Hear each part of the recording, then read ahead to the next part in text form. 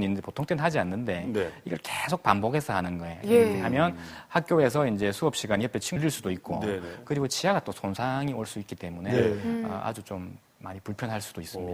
네. 그런 경우도 있습니다. 네. 좀 더 다양한 틱이 있다는데 다시 또 알아보도록 하겠습니다. 네. 네, 복합 음성 틱 장애인데요. 네. 주변 상황과 관계없는 단어 그리고 문장을 말한다. 그리고 남의 말을 따라한다. 또 욕설을 한다. 인데요. 욕설을 하거나 또 따라하고 하면 기분 상당히 안 좋을 텐데 듣는 사람이 설명 부탁드리겠습니다. 이 정도가 되면 생활에 불편함이 좀 많이 심해집니다. 그렇죠. 예. 그래서 텔레비전에 나오는 어떤 말을 따라 계속 반복해서 하거나 네. 물론 어린 친구들은 그 텔레비전에 나오는 그 유행 같은 걸 따라하는 거는 흔히 있는 일인데 그것과는 자기는 따라하고 싶지 않지만 자기도 모르게 어떤 특정한 단어 계속 반복해서 나오고 그 가정에서 엄마랑 대화를 할 적에 뭐 엄마 물 좀 주세요 할 때 엄마 물 좀. 그러니까 똑같은 말을 필요 없이 계속 반복하는 이제 그런 것인데 네. 제일 심한 것이 이제 욕설을 내뱉는 것이죠. 아이가? 네네네. 욕설을 내뱉는데 이러면 처음에는 애가 뭐 장난인가 혹은 버릇이 없어서 그런가라고 생각하다가 네. 애를 혼내기도 하고 그러지만 시간이 지나면서 이게 점차 그런 것이 아니라는 걸 알 수 있게 됩니다. 네. 이 근육틱이나 음성틱 모두 그 상황이나 시간에 따라서 다양하게 변화됩니다. 네. 어머니들이 애가 왜 자꾸 이 증세가 왔다 갔다 하느냐라고 말씀을 하시는데 주로 틱 장애는 아침에 일어났을 때가 하루 중에 제일 덜합니다. 그리고 대부분은 저녁이 될수록 밤이 될수록 더 심해지는 경향을 띠고요. 네. 그리고 아이가 집에서 틱을 많이 하면 애가 학교 가서 어떻게 생활을 할까 걱정을 많이 하시는데 네. 실제 그 가정에서 틱을 100 정도로 한다면 학교에서는 한 50 정도로 한다고 보시면 됩니다. 왜냐하면 밖에 나가면 타인의 시선을 의식해서 어느 조금 참기 때문에 그런 거예요. 대신에 학교에 갔다가 집에 귀가하면 그동안 참았던 것들을 심하게 하기 때문에 학교 갔다 귀가했을 때 제일 심하게 하기도 하고요. 또 육체적으로 피곤하거나 감기가 걸리거나 그러면 증상이 심해지는데 네. 또 특이한 경우는 아주 고열이 나게 되면 그땐 또 순식간에 또 틱이 안 보이기도 하고 그래서 어머님들은 이 굉장히 증상을 종잡을 수 없게 되는데 이것이 틱의 특징입니다. 네. 그리고 틱이 나타나는 부위도 자주 바뀌어가지고 이 증상으로 갔다가 저 증상으로 갔다가 그런 게 많이 있는데 주로 그 나이가 어릴수록 증상의 변동이 좀 심한 편이고요. 나이가 조금 든 애들의 틱 혹은 틱이 생긴 지 좀 시간이 지나가면서 점차 증상의 변동성은 줄어들고 어느 부위에 좀 고정되는 그런 경향을 띱니다. 근데 그 상황에 따라서 틱이 좀 줄어들고 늘어난다는 거는 이건 충분히 고칠 수 있다는 그런 말로 바꿔 얘기할 수도 있을 것 같아요. 네. 그죠? 아이들이 그러니까 학교라는 집단 생활에서는 내가 조금 덜 한다는 거는 그죠. 예. 특히 고온이 날 때는 그 틱이 좋아진다는 것은 다른 데 아프면 그걸 하지 않는다는 거죠. 그게 저도 이제 왜 그런지는 알 수는 없으나 환자를 계속 보다 보니까 조금 아플 때는 틱이 증가를 합니다. 우리도 몸이 불편하게 되면 또 더 짜증이 심해지거나 뭐 그럴 수 있어서 그런 것 같은데 이상하게 특이하게 39도 이상의 고열이 났을 때는 도리어 더 틱이 현저히 줄어드는 그런 것들이 임상 자주 관찰이 됩니다. 뭔가 근데 어떤 현상이 좀 물론 집중을 하게 고열이 되면 내려가면 다시 또 원래대로 예. 틱이 다시 나오게 되죠. 네, 무슨 말인지 알겠습니다. 예. 네. 근데 좀 아이의 그 틱장애뿐만 아니라 최근에 종영된 드라마 혹시 괜찮아 사랑이야. 조인성. 예. 네, 너무 재밌게 우연히 지나가다가 봤는데. 딱 한 카트 봤어요. 이거 아파가지고. 네. 조인성 씨 병실에 있는 거 거기에서- 있는데. 그래도 멋있더라고요. 그래도 멋있어. 네, 많은 여성분들의 마음을 울렸죠. 근데 거기에서 그 배우 이광수 씨의 연기가 좀 돋보였거든요. 네, 투렛 증후군이라는 그런 장애를 앓았었어요. 그 얼굴을 찡그리고 코끝을 찡그리고 막 얼굴을 막 인상을 되게 찌푸리는 그런 증상이었는데 말씀하신 틱 장애랑 좀 유사한 점이 보이거든요. 구분을 좀 해주실 수 있을까요? 네, 저는 그 드라마를 안 봐서 사실은 몰랐는데 그 주연 배우가 그 뚜렛 증후군 혹은 뚜렛 장애라고 하는데요. 그 환자라서 이슈가 되었다고 굉장히 그 화제가 되었다고 하더라고요. 그 보통 틱 장애하고 뚜렛 장애가 이거 다른 건지 같은 건지 어떻게 다른 건지를 궁금해하시는 분들이 많은데 보통 틱 장애는 이렇게 분류를 합니다. 일단 일과성 틱 장애라고 하는 거는 근육틱이나 음성틱 둘 중에 한 가지만 4주 이상 나타나고 1년 이내로 나타날 때 일과성 틱 장애로 분류를 하고요. 일과성. 네. 그 다음에 만성틱 장애라는 것은 근육틱과 음성틱 둘 중에 한 가지만 1년 이상 나타날 때 만성틱 장애라고 하고요. 그 다음에 뚜렛 장애라고 하는 것은 뚜렛장애 혹은 뚜렛증후군이라고 하는 것은 근육틱과 음성틱이 동시에 나타나면서 1년 이상 경과했을 때 뚜렛장애라고 합니다. 그러니까 뚜렛장애는 그 틱장애 분류 하나 일종이다 이렇게 보시면 되는데 보통 어머니들이 틱장애는 낫기가 쉽고 뚜렛장애는 낫기가 어렵다는데 정말 그렇나 이렇게 물어보시는 분이 있어요. 예. 근데 사실 이 분류는 그렇게 크게 임상적으로 의미가 별로 없습니다. 왜 그런가 하면 우리 아이 틱이 지금 6개월 되었다. 그러면은 음성틱 한 가지면 6개월 되었다. 그럼 일과성 틱장애거든요. 근데 지금부터 6개월이 지나게 되면 만성 틱장애로 바뀌는 거예요. 1년이 넘었으니까. 예.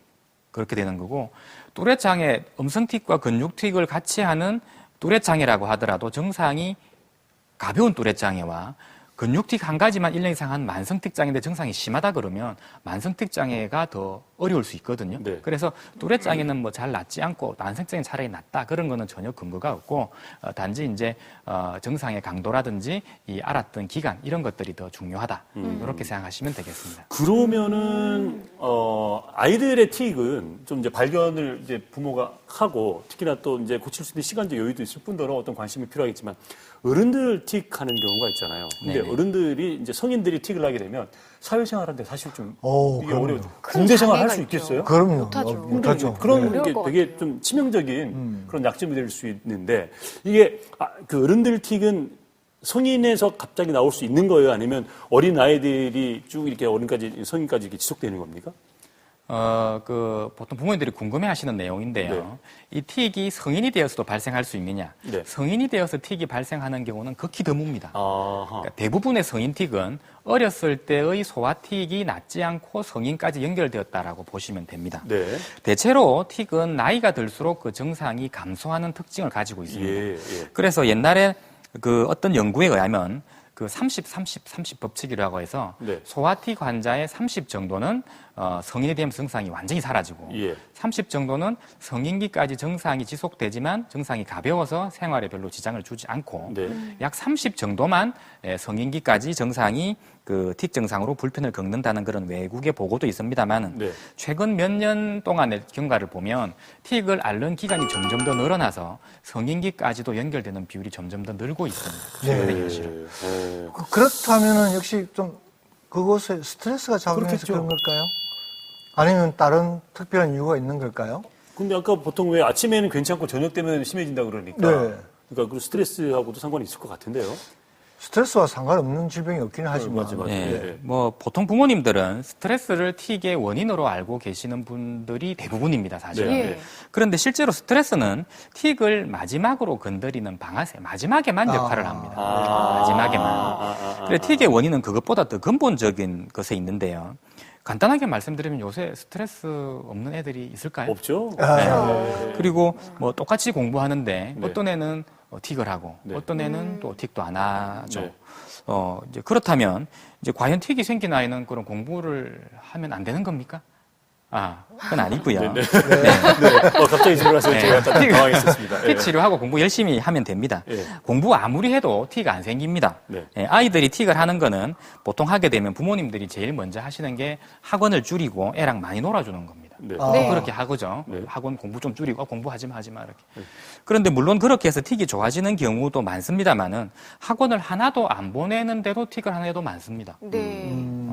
이제 그러면은 그 틱은 왜 생기는가? 틱은 스트레스보다는 신체적인 원인에서 주로 생기게 됩니다. 신체적인 원인이란 뭐냐면 구체적으로 말씀을 드리면 틱에 취약한 인자를 가지고 태어난 애들이 있습니다. 그런 아이들이 늦게 잔다든지 단 음식이나 기름진 음식을 많이 먹는다든지 전자기기를 많이 사용한다든지 뭐 부적절한 약물이나 건강식품을 자주 먹는 것. 특히 이제 그 국민이 즐겨 먹는 어떤 특정한 건강식품은 그 음식을 먹었을 때 애들이 틱이 생기는 경우가 제법 있습니다. 예.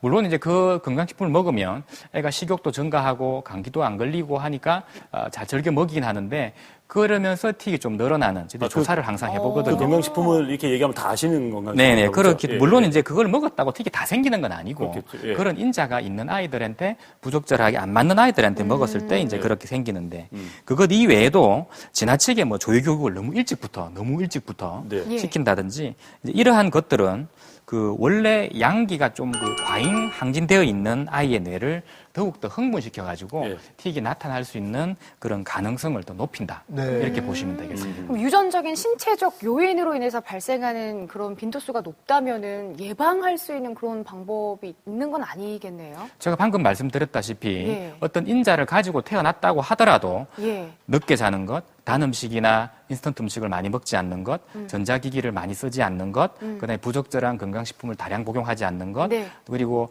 지나치게 공부시키는 것이 아니라 보통 아이들의 정상적인 학업 과정. 예. 제가 부모님들 흔히 말씀드립니다마는 우리나라의 교과 과정은 우리나라의 가장 뛰어난 교육학자가 그 나이 아이의 신체 발달, 두뇌 발달에 맞추어진 정규 교육 과정입니다. 네. 그런데 아이들의 능력에 따라서 조금 더 약간 일찍 공부를 할 수는 있겠지만 너무 지나치게 공부를 한다면 부하가 많이 걸리겠죠. 그렇죠. 예. 그런 것들을 피하면 틱을 막는 예방하는 방법이 되겠죠. 네. 중요한 것은 틱은 스트레스로 생기는 것이 아니다라는 것이 중요한 네. 것입니다. 네. 네, 전 좀 궁금한 게요. 그 아이들의 틱장애와 ADHD, 과잉성 행동장애, 이 두 가지를 구분하는 게 쉽지 않을 것 같아요. 이거 좀 구분하는 방법이 좀 있을까요? 네, 틱 장애와 ADHD는 사실은 전혀 다른 질환입니다. 어허. 간단하게 말씀드리면 틱 장애는 자신의 의사와는 관계없이 근육이 움직이거나 소리를 내는 것을 말하고 예. ADHD는 말 그대로 주의력 결핍 과잉 행동 장애라고 해서 네. 과잉 행동, 충동성, 주의력 결핍을 주증상으로 하는 그 질환인데요. 네. 근데 실제로 과잉 행동 애들이 많이 움직이고 막 움직임이 많은 아이다 보니까 예. 보통보다 더 많은 움직임을 보이다 혹시 이게 틱이 아닌가라고 어머니들은 생각하실 수도 있고요. 네. 그리고 틱이 나타나게 되면 눈을 계속 깜빡깜빡하거나 고개를 돌리다 보면 평소 자기가 갖고 있는 주의력보다 이 주의력이 더 현저히 떨어지게 됩니다. 네. 그렇죠. 그렇기 때문에 그 통계로 보면은 ADHD 환자의 그 약 10% 정도는 틱 장애를 같이 갖고 있고요. 네. 틱 환자의 한 50% 정도는 ADHD 소견이 나옵니다. 어. 물론 그 중에는 실제 틱 환자 중에서 ADHD 소견이 나온 아이는 실제로는 ADHD가 아니지만 틱 때문에 주의를 이렇게 머리를 흔들거나 몸이 움직이면 사실은 업무에 집중할 수가 없거든요. 네. 그래서 ADHD 소견이 나오기 때문에 서로 사실은 전혀 다른 질환이지만 임상적으로는 많이 겹치는 네. 그런 질환이라고 볼 수 있습니다. 네, 그렇군요. 자, 계속해서 저희가 틱에 대해서 이야기를 나눠보고 있는데요. 이 같은 증상을 가진 아이를 둔 부모님들을 저희가 직접 만나뵙고 왔습니다. 화면으로 함께 확인하시죠. 눈을 심하게 깜빡인다는 8살 어린이가 병원을 찾았습니다. 괜찮겠지 싶어 지켜본 것이 어느새 1년이나 지났습니다. 씻을 때 재롱잔치 때 눈을 다른 아이에 비해서 너무 깜빡거려서 좀 이상하다 생각해서 아이한테도 물어봤는데 잘 모르겠다 하더라고요. 눈만 좀 깜빡거려서 그런갑다 했는데 나중에는 어깨도 많이 들썩거리고 고개도 많이 돌려서 솔직히 너무 겁이 나더라고요. 진단 결과는 틱장애. 실제 눈을 깜빡이거나 코나 입을 찡그리는 것이 가장 흔한 초기 증상입니다. 뇌파에 흥분되는 그 정도가 올해 아이들보다 상당히 좀 많이 심하게 나타나고 있어요. 그것이 지금 그 틱의 원인이라고 봐지고요. 아마 이 정도가 되면 아마 좀 통증도 제법 있을 것으로 그렇게 추정됩니다. 아이의 의지와는 상관없이 반복되는 틱장애는 그저 나쁜 습관이 아니라 엄연한 질환입니다. 대개 30% 정도는 성장하면서 저절로 사라지지만 방치할 경우 자칫 2가지 이상의 증상이 함께 나타나거나 불안장애로까지 이어질 수 있습니다. 얼굴이 자꾸 어두워지니까 그것도 속상하고요. 좋아질 거라고 생각하고 있습니다. 3, 4개월 전부터 틱 증상이 나타났다는 6살 남자아이.